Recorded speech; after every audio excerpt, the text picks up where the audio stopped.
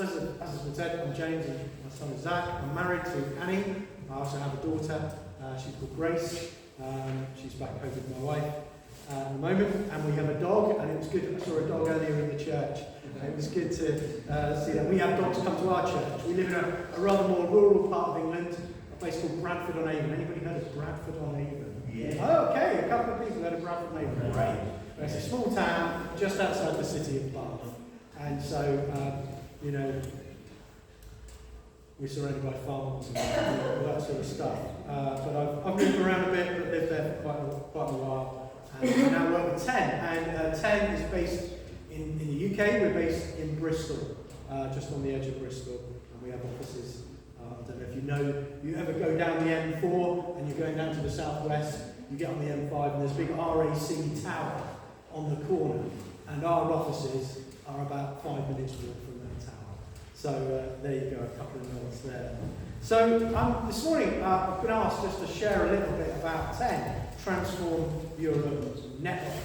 And I'm going to do a little bit of that, I hope. And I don't know how you operate here, but I don't mind if somebody has a question whilst I'm talking. Stick your hand up and I'll try and answer it. I'll see how far I get. I think I've got about 25, 30 minutes to share with you. So we'll see how we go. And as Alberto said, there's information at the back. In fact, let me see if this works. There we go. If you want to find out more about 10, do your own bit of research, you can sign up for the newsletters by pointing your phone camera at that, and you can do that, or you can tell me, and I can help you do that at the end. But feel free to take any of the literature. There's some little bags from our Harvest Appeal that we run, and tennis balls and things. Most of the stuff is information about 10.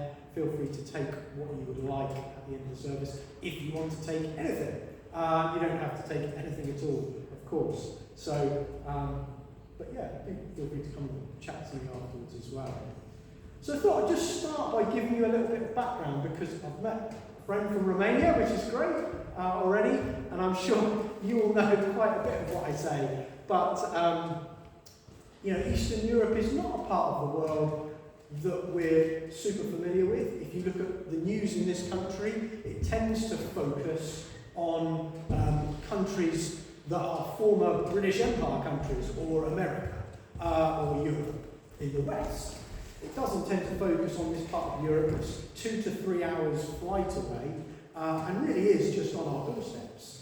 And so there's a little bit of information. I'm not going to read all the stuff that's on the slides. You, I'm sure, can see that stuff. But it's is the mic not on? I thought I turned it on.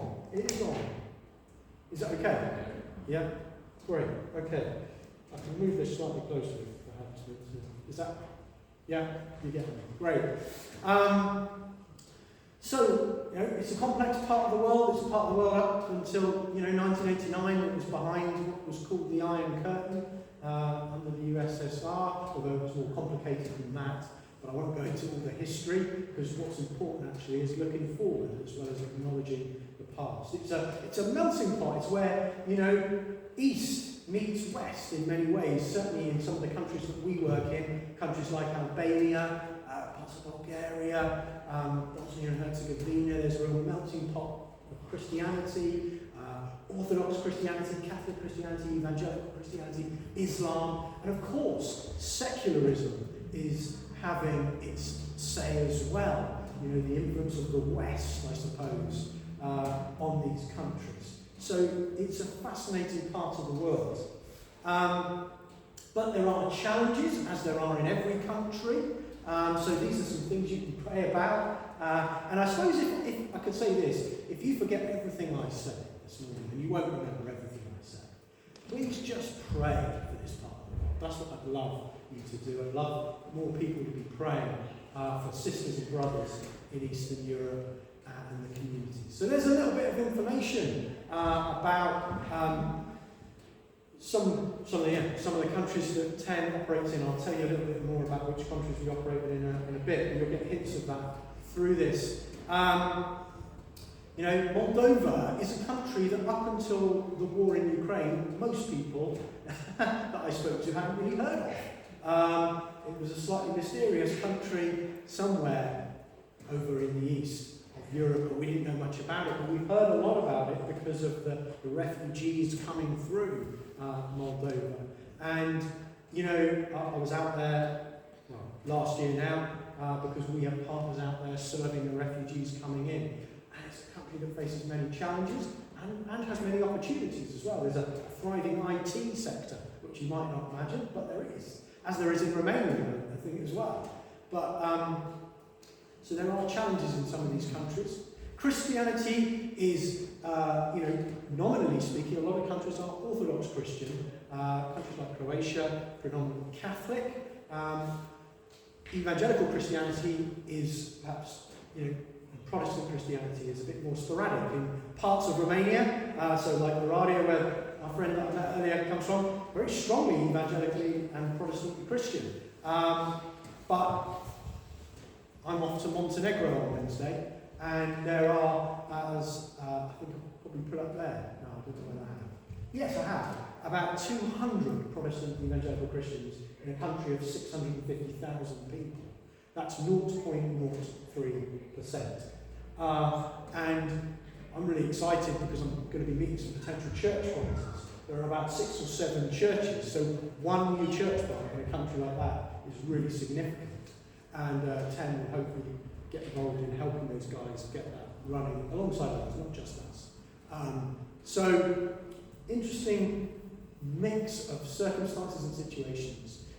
Migration and depopulation is a big issue. I was in Bulgaria in November, and we drove through some towns that looked like they could have been out of zombie apocalypse movies, because you drive through, there was a bar, one old man sat outside, little life, and you know, kind of an empty town square, and it seemed very sad. And that's sort of in the central Bulgaria. And then you go to some of the towns and the cities, and they were thriving. There was lots of energy, but people are moving, as people constantly are.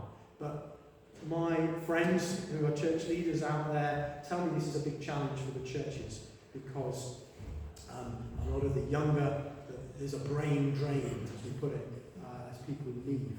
So please pray. Raising up new leaders. I'll say a little bit more about that a bit later on. And political challenges. We know about the situation in Ukraine. TEN itself is not in Ukraine, but we work with people who are going in or receiving people coming out. But there are other significant political challenges. I mentioned Bosnia and Herzegovina out there. You know, it seems to be in a state of constant political crisis. And you may have picked up, it barely makes our news, but there's a country called Kosovo, and it's a disputed country by the country north of it, which is Serbia. We work in both those countries. And there are tensions on the border, and there's fear of land grab and all sorts of stuff going on. So there's lots of complications. So these are some of the challenges. Now, I don't know whether you can see that slide. Maybe you can see some of those things. I just put it up there to give you again an idea of some of the challenges around inflation and migration. And I share some of this because this is the real context, as you have a real context here in Ilford in Essex, in which TEN operates. The war in Ukraine, whilst not in the region that we work in, is having a huge impact. And if I don't know whether this will work, but if I yes, it does. So that moving picture, I'll just leave that there. That just moving gives you that's a little village just outside Kiev, where one of our partners was sending aid into Ukraine. So our partners in Moldova sending people into help and sending resources in, as many have at this time. One of the amazing things that's happened is that churches have come together. There's sadly quite a lot of, there can be some differences between even among the Protestant churches, but the war has caused people to come together amazingly and serve God together at this time. And of course it has an impact on the economies of the region, and the Russian influence is significant in the region. Certainly a country like Serbia. I was chatting to a pastor in Bulgaria at the Baptist Church in Sofia a couple of days ago, and you know, they are about to have their 5th general election in 2 years. This is an EU nation, and his concern is what's going on behind the scenes. So there are all sorts of things going on in these countries, and hopefully it just gives you a bit of a flavour. But I also want to give you some encouragement, and we'll get to those, about what God is doing in these countries in a moment. This is important because this is the challenging context in which some of the folk that we work with are in. That map is just to give you an idea of the kind of movement of refugee people into the countries in which we're working, and the red sort of, I'm not sure what you call that, let's call it a marker, is where we've got partners who are helping refugees in different parts of Romania, Moldova and Bulgaria. So, I think if I hit go in a minute, you're going to see another little video. So that's the context. And then this little video, I'm afraid it's me talking, but I thought it's saying things I don't need to repeat. And it also has some voices of our partners. It gives you a little bit of an introduction to the work of 10 into this context. So let's hope this works.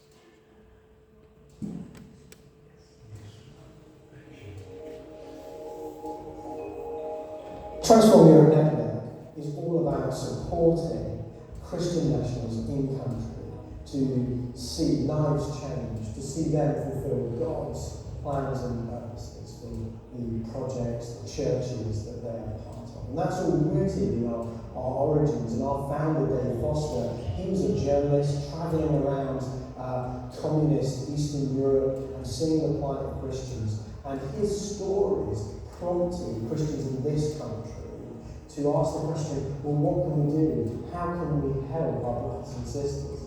The name that you use now is Transform Europe Network.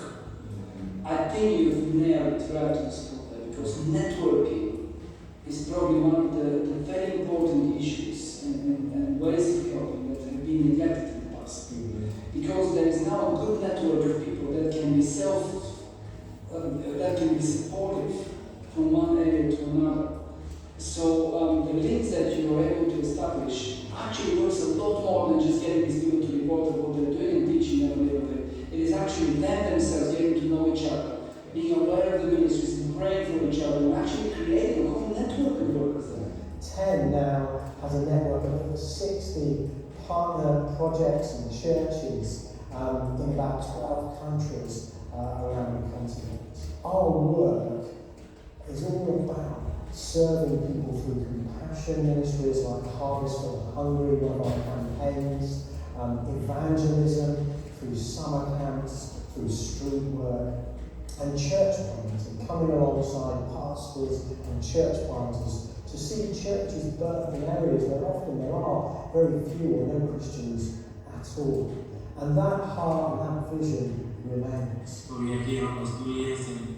Is a church planting ministry. This is our area in town without any evangelical church. So it is a great challenge for us to start the living evangelical church here in the name of Lord Jesus Christ.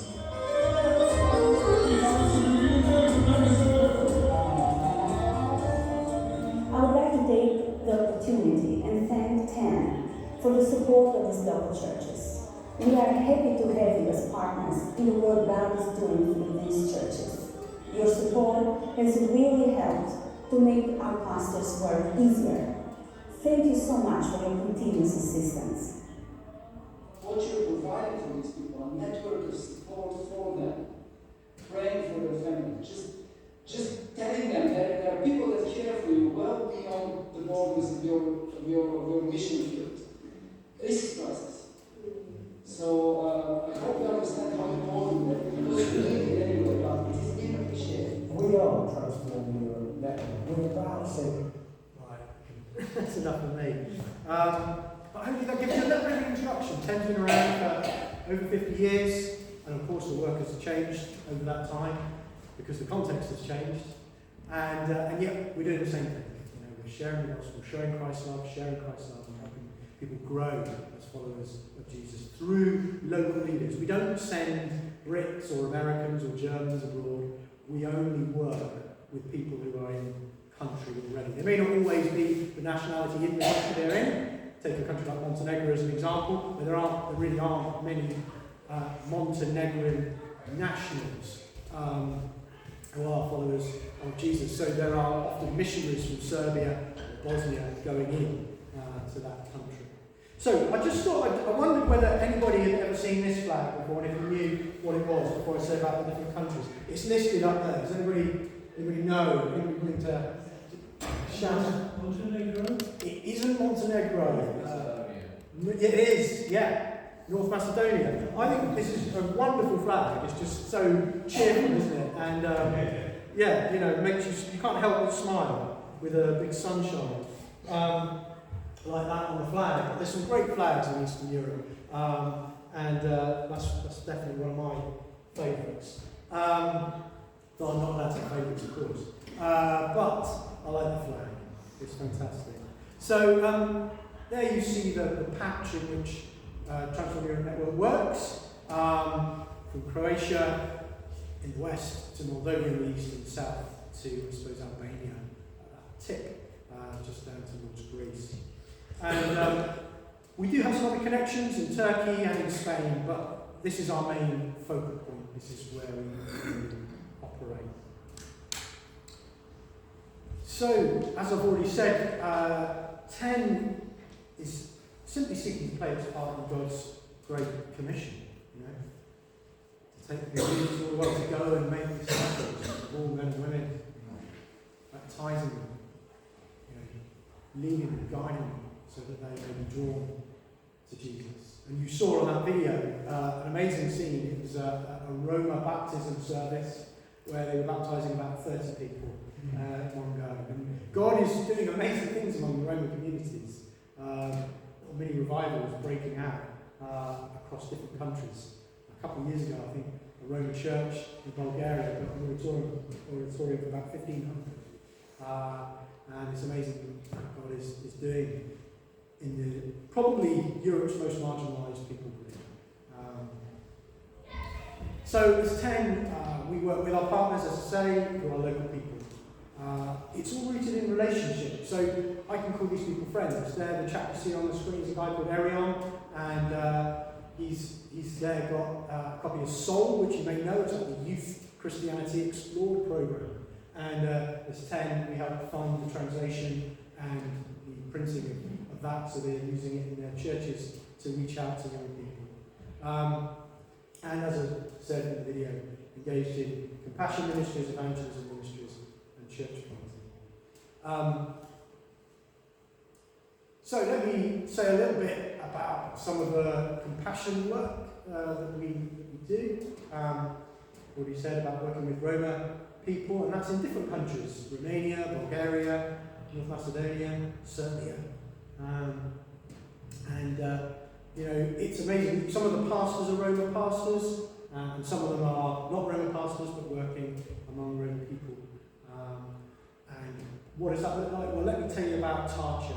Tarcha is a small community north of a city called Oradea in the west of Romania, and you go into the main the main road, and you've got the main town, if you like, small town, and you turn off onto a more of a dirt track, and away from the main town is a kind of informal settlement almost, where the Roma folk live, about 145 people, and we've worked with the pastor who's planted a church there, helped them build a church, but up until last summer they had one tap for the whole community, one tap. Again, can you imagine, that's an EU nation. And so working with a church in Bradley Stoke, which is just on the edge of Bristol, we've been able to fund putting in water there. So, you know, the pastor is planting the church, but he also wants to demonstrate Christ's love among these people, and so they now have running water in homes, outside the homes, and, you know, that might surprise you, I don't know. But that's a very real way of demonstrating Christ's love. And it has an impact because these kids wouldn't go to school because they were dirty. Often education is not always valued in Roma communities, but another barrier to them going was the fact that they basically weren't they felt that sense of shame and embarrassment because they were dirty. And so The fact that they have running water means they can be washed and cleaned and go to school and get an education, which is hugely important. One of the things that we're connected with a couple of drugs rehab centres, and in fact that's something that the Trust connected with this church has helped support and fund. And I'm going to show you a little video, maybe in the next slide, I'm not sure, but with a testimony of a guy who's been in that. Sustainability stuff. So one of the big challenges that we put to our partners is that we don't want you to just depend on money from the UK or Germany or America. We want to encourage you to build your own sustainable ministries. And many of them have done that, but some of them find that harder. And this same Rome community that I was referring to, I think of another one, they've got agricultural programs that we're helping them establish so that they can begin to support themselves and their own evangelism and their own outreach as well. And there are some other things there that we're involved in doing. In fact, the hospice is amazing. Hospice care is probably something we take for granted. My dad benefited from it last year. My father died of cancer, and I hugely value the amazing work the hospice did to care for him towards the end of his life. But the healthcare system isn't necessarily quite the same as it is here. But it's an amazing hospice that works out of the city called Oradea in Romania, and I went with them and visited the homes that they visit, and just doing an amazing job of providing palliative, end-of-life care and sharing the gospel with people in these circumstances. So, now, I think this might be the video I referred to, which I hope it is, and if so, it's a little testimony.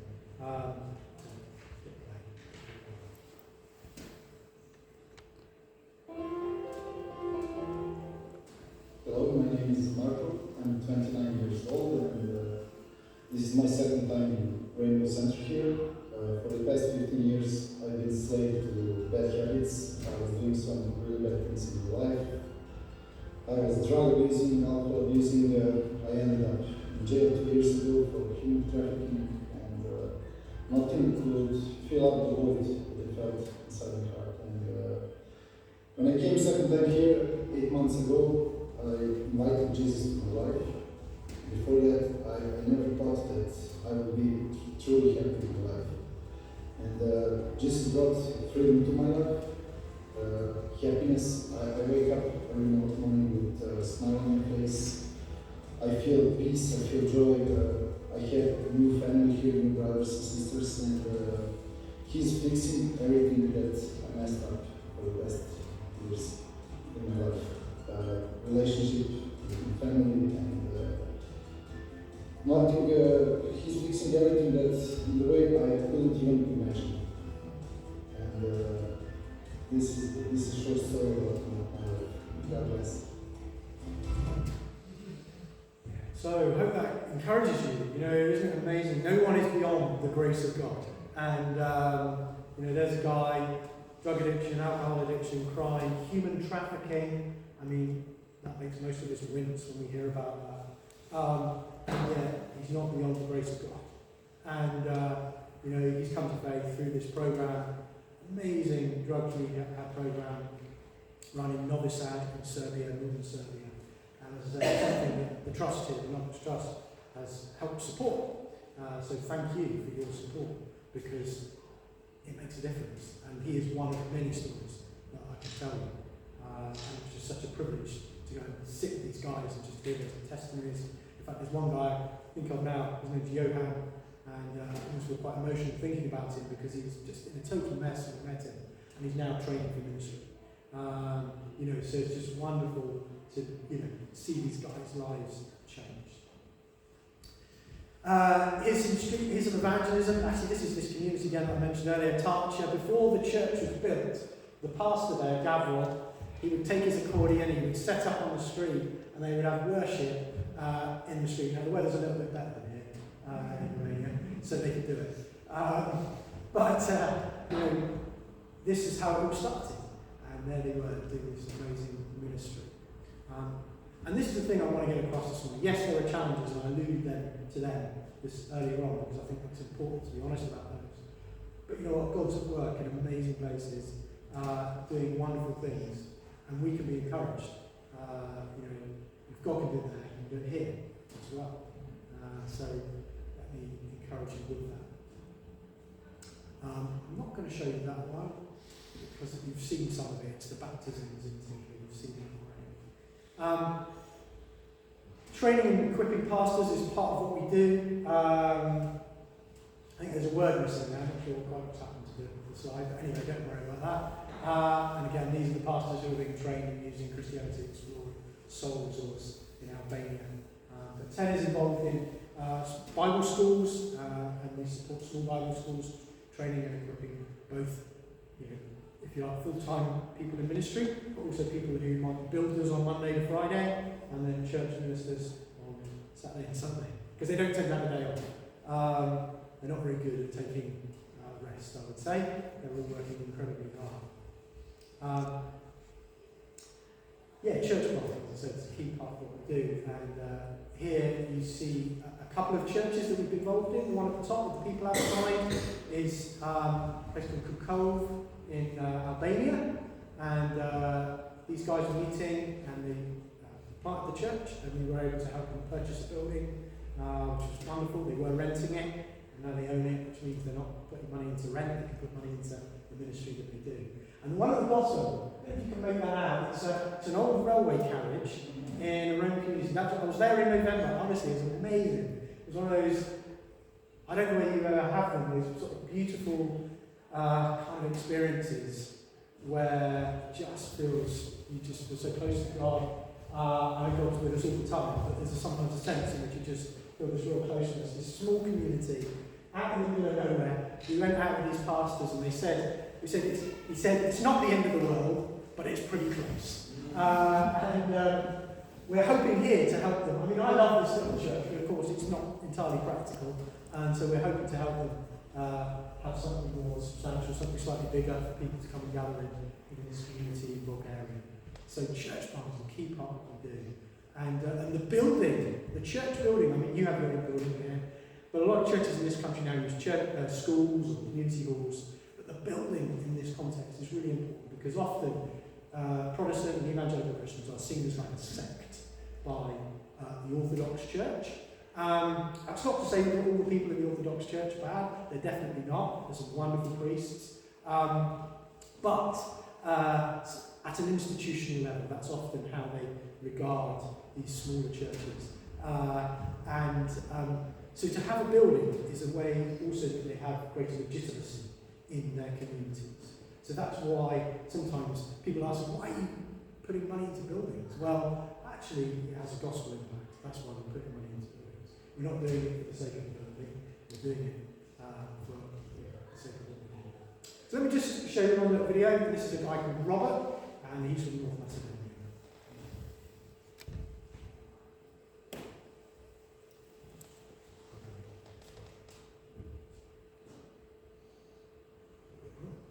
Hello, dear Pastor Stan. I'd like to share a brief what we're doing in the church in Radovic. It passed 1 year and 9 months how we planted the church in Radovic, and we made big influence to the city because we share the gospel, and we touch many people with the gospel. Also, we organize with a ministry with the minors. We invite children from the mine, and we share the children passes, and we share the gospel with them. We make in the library, and they come and we share the gospel. Also, I'm so touched, dear partners, because for 1 year and 9 months, the church is growing. Now we are 20 people, we share the gospel, we have prayer meeting, we have workshop, we have Sunday service, we have many activities. Thank you, dear Pastor Stan. Together we share the gospel and in the kingdom of God. God bless you. So there's Robert. He's probably our most huggable partner. Okay, he's just a great guy, big guy. He's fantastic. He's another of our partners out there, church planting in an island off Croatia. And whilst many of these islands will be holiday destinations, there aren't many churches or Christians out there, and so he's prepared to get on a boat from his island and go to other islands. It's an amazing story actually. That during the pandemic, a guy was looking for the meaning of life. He was on YouTube looking at videos, and he came across the gospel, and he listened to it, and he gave his life to the Lord just there and then. Somehow then got in touch with a pastor on perhaps the mainland, who got in touch with our partner. And so he was then able to go and see him, and what he also discovered that by the time he got there, this guy had brought somebody else to the Lord. So God is at work even when we don't see it, even when we don't think it's going on. Let me encourage you, and this story and many others are a testimony to that. So I said about prayer earlier on, and just how important prayer is, what we do. This room is a special room. It looks like any other ordinary room, but there's a town in a community in Kosovo, and during the time when ISIS was at its height, it was the recruiting ground for Muslim extremists for ISIS. And in that town, these guys, as Christians, were running an education centre. There are no churches. There could be no church there. But they were running an education centre. And they continued to run that, and they've got this second-hand clothes shop. And they took me into this second-hand clothes shop, which helps them fund the ministry. And they took me through it, up some stairs, and into this little room at the back. And they said, "This is the secret room of prayer. This is where we pray for this community." Kosovo is 96% Muslim. It's not an easy place to be a Christian. And it's rooted, what they do is standing on prayer. In fact, what all our partners do. Whether it's us in the UK standing with them and praying for them, or whether it's what they're doing themselves, prayer is absolutely critical. When I go out there, I'm always encouraged and blown away. But I'm also challenged that, they are relatively fragile. We've got this sign here, life is fragile, God is not. The church, in many of these places, is fragile. You may sometimes be fragile as a Christian, but God is not. And each of these stories reminds me that we serve a God who is King of Kings and Lord of Lords, and He's at work in these places. So, looking ahead, and coming to land, I suppose, in terms of what I'm going to share with you. We are committed to supporting new leaders. As I said, I'm going out to meet some church planters. We've helped launch a Youth for Christ ministry recently in Kosovo. We support a student outreach ministry in Macedonia. Just started working with a young lady who's involved in creative ministries as well. So there's all sorts of new stuff going. We're committed to trying to work alongside our established partners to help them train up new leaders. And training is a key part of that. So working alongside Bible colleges and theological colleges to do that. Now, this isn't something, whilst we don't send Westerners to go on long-term trips abroad, we do get stuck in, we do get involved. So, if there are people here, if you've heard about this morning, you think, I'd like to think with something like this. As a starter, I'd suggest you pray and you find out a little bit more, perhaps get our electronic news. But there are other ways you can get involved too. So we take teams out on trips. I'm going to be leading a team to help run a kids camp in Croatia in the summer. We've got a team going out doing some women's ministry. From this country, a group of ladies, if you're interested in that, they're going out to Albania at the end of April, I think. In the middle there, you've got a chap called Nick, and he came and connected with Ten. He said, "I'm retiring early, I'd like to get involved in something." We ended up linking him up with a church in Moldova, and he started teaching English, going out there to teach English. And then the pandemic hit, and he had to come home because it was always short-term stuff. He'd go out for a few weeks, come back. And so he set up online teaching English. And so now he's a volunteer, but he's leading a team of volunteers who are teaching English to people in different countries around the Balkans and Eastern Europe. And they're using the Bible as a tool for teaching English. So it's an outreach tool for our partners to invite people in the community to be part of, so that they can share the gospel. And then the Bible study resource, I've got a copy with me if anybody would like it. This is something we've written called For the Nations, and it's all about God's plan for the nations. You know, the church is richer when it has a really strong view of the worldwide church, not just its square mile. We must hold both things, of course. We're called to serve where we are, but we're part of Christ's body, aren't we? And that's a worldwide body. So if you're interested in having a copy of that, let me know. It's slightly repetitive, but you know, if you want to pray, do. If you want to support the work financially, again, we can enable you to do that. And there are opportunities as well, as I say, to get involved, to go out. I think that's all I'm going to say. So I don't know whether I have that in Alberto. I can't see it. Maybe there's time for questions. Yeah, if there's any questions, please. Yeah, absolutely. Yes. So the first question is, what was the country where they had 5 general elections within Bulgaria. Bulgaria. Okay. Yes.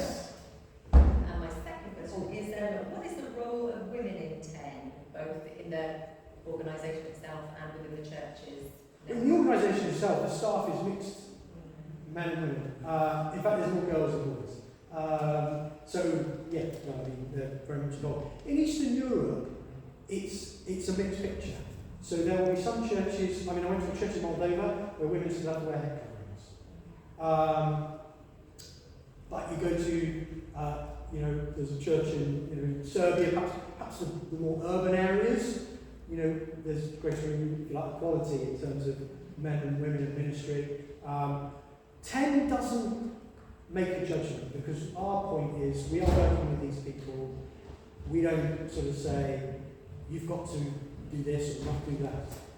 Ultimately, we're a Protestant evangelical organisation, and as long as they sit within that, then we will support them. We may do things differently in our own churches, but we're certainly not going to be throwing stones.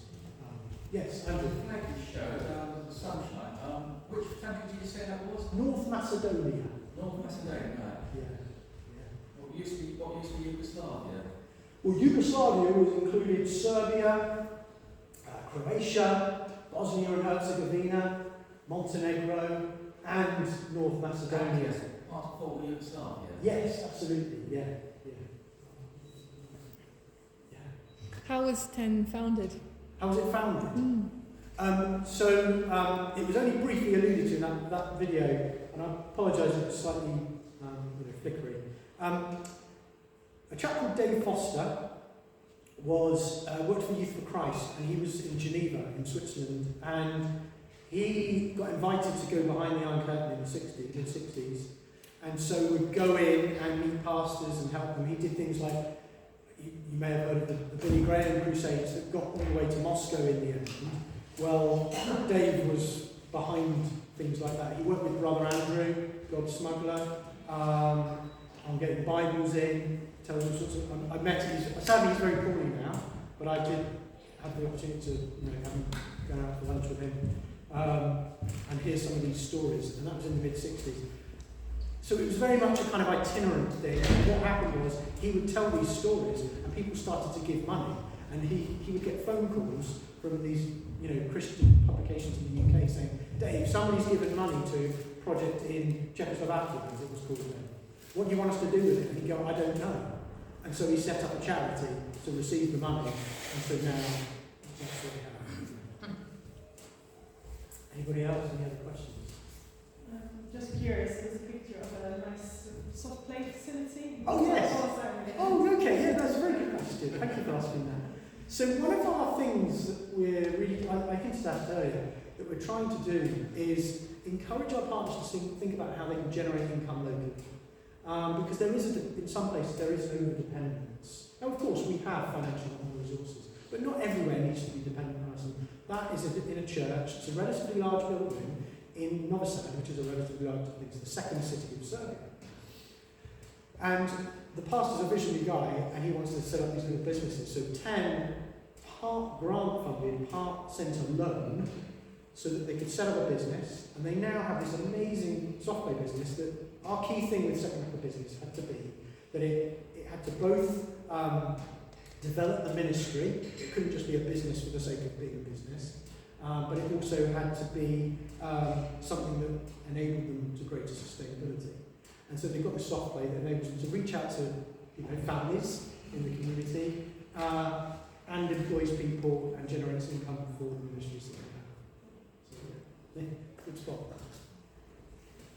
Yes? So many of the countries have to have underground churches rather than secular churches. Sorry, do any of Do any of the countries have to have underground churches rather than just ordinary secular churches that are open all the time? No, there's no sense of being underground like there was under, Say China or... Yeah, or as there was under, say, Ceausescu in Romania. Yeah. Or Tito. These dictators, but there's no sense of that. There are challenges. I mean, we helped a partner in southern Serbia, in a Roma community, build a church in a town. The Orthodox priest didn't like it, and he stopped them meeting. Of course, that was something we prayed a lot about, and they were praying about. And it turned around. Of course, they tried to build a relationship, they tried to, connect with these people so that there's a sense of they don't need to feel threatened by it. But yeah, so there's that. There's no sort of underground. There's religious freedom, I suppose. But there are challenges to that as well. It's more nuanced and complex than that, but basically there is.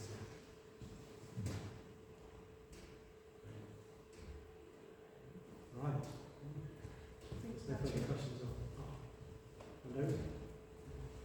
Right. I think Patrick is going to stand in for our vote to close.